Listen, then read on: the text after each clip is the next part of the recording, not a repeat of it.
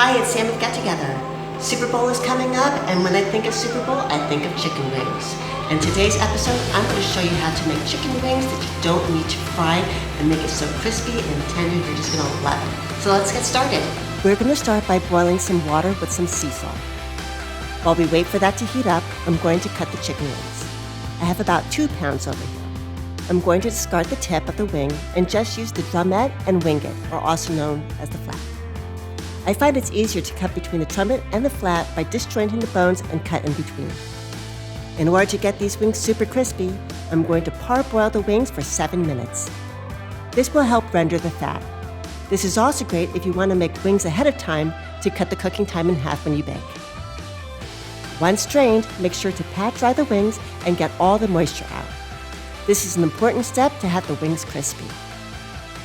Then place them on a cooking sheet with parchment paper. I'm going to store the other half in the fridge. Make sure to cool off the chicken uncovered first in the fridge before covering it. The chicken is good for baking within 24 hours. The other half we're going to bake in the oven at 425 degrees for 25 minutes. Once that's cooking, we're going to start making the sauce for about 1 pound of wings.